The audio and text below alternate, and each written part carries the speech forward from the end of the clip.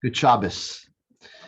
The Jewish community is now in a period known as the 9 days, which is a period of mourning for the destruction of the temple. It is at this time that we also mourn all the calamities that happened to the Jewish people, because it's only because this temple was destroyed that all the other terrible events throughout our history were able to take place.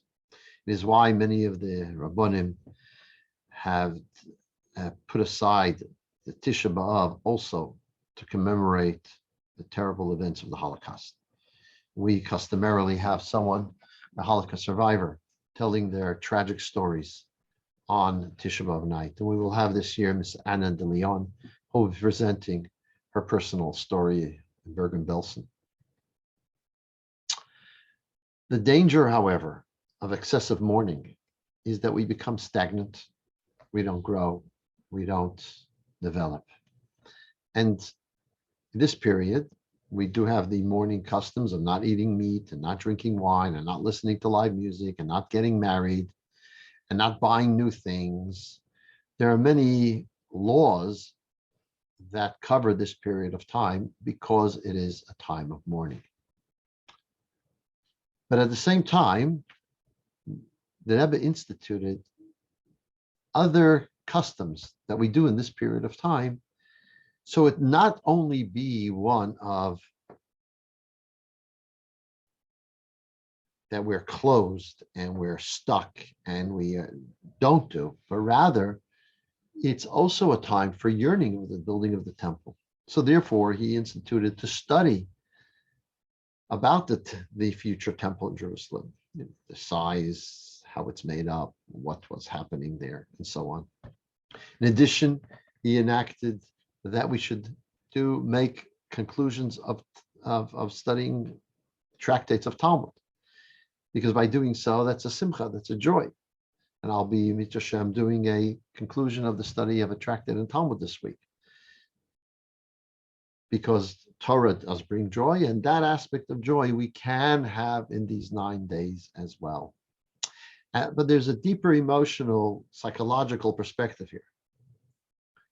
It's one that was true after the destruction of the temple as well, and that is that you can't become stuck and frozen in your mourning, but we always have to see, and we always have to grow, and we have to move on without forgetting the past, without forgetting the negative, but knowing that we are here to have a productive life, notwithstanding, regardless of what might have happened. There is, the Talmud relates that there were those who decided after the destruction of the temple not to drink any wine, not to eat any meat throughout their lifetime. The sage asked them, Rabbi Yeshua said to them, why aren't you eating meat and drinking wine? He said, because how can we, when the meat was brought on the altar, the wine was poured a libation on the altar, and then we're going to eat it without an altar? Said Rabbi Yeshua to them, if that's the case, why you eat bread that was also brought? Flour was brought as a meal offering, and water was poured onto the altar, and fruit was brought on Bikurim. So you shouldn't have any of that. So they didn't know what to say. So Rabbi Yeshua said, you know what, we have to mourn, but don't excessively mourn. When you build your home, leave a cubit by a cubit, such as a half a meter square, where you don't perfect, you don't put the proper beautification, the paint could be lacking in one area. And that's how you remember. But other than that, you get on with your life. Indeed, that's what happened after the destruction of the temple, or right before the destruction of the first temple. The Babylonians took the elite of Jerusalem, the elite leadership of the Jewish people and scholarship, and exiled them to Babylonia. This is before the destruction of the temple. Not long thereafter, Prophet Jeremiah sent them a letter and said, listen, you're going to be there for a while, so don't just mourn excessively. What you're going to need to do is build homes, get married, build businesses, pray for the peace of your city, because in its peace, you will have peace. Get on with life. That's what Jeremiah told them. And after this, right before the destruction of the second temple, Rabbi Yochanan ben Zakkai was made sure that the Torah academies would remain. He prepared for a time that Jerusalem will be destroyed, so that Judaism would be able to continue thereafter. Jews have always known how to pick up the pieces and make the best of whatever happened in their life. There's no one who perfected that better than Eddie Jackow, who passed away less than a year ago. Our own Eddie Jackow from Sydney, who wrote the book, The Happiest Man in the World. And he goes through his life story. I could read it in his book, but just some points. He mentions how he was a German first and second, and lastly a Jew, even though they were observant at home. They made a Kiddush Friday night, they went to shul, they had the Friday night meal. But nevertheless, he felt himself German. He was proud to be part of the most cultured, intellectual society, most moral society. And then one day he goes to school and they say, you can't come anymore because you're Jewish. That whole world came crashing down at him. And after he survived the camps, comes back and he ends up in Belgium.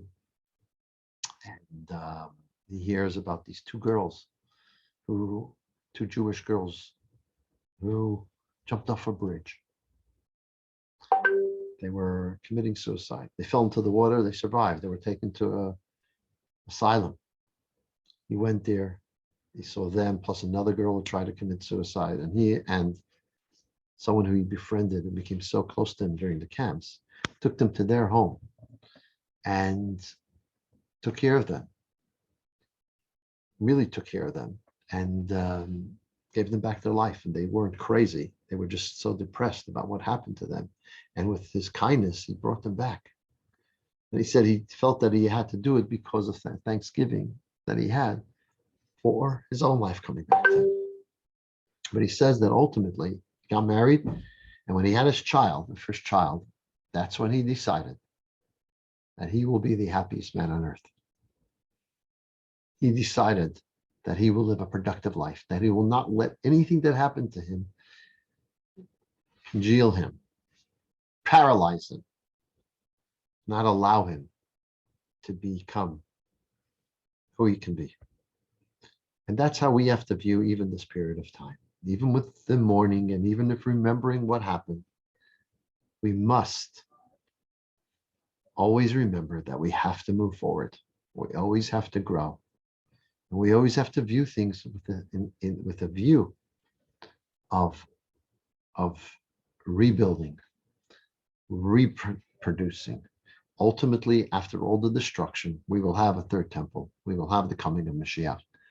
And we have to bring that about through the positive acts. So even in this period of time, when we do have these customs of mourning, and we must keep those customs of mourning, we also have the positive customs. Learn about what it was to be in the base, to have a Beis HaMikdash. Learn about not what it was, but what it will be, what the temple looks like. And that will bring us towards that period of time just a little bit sooner. Good Shabbos.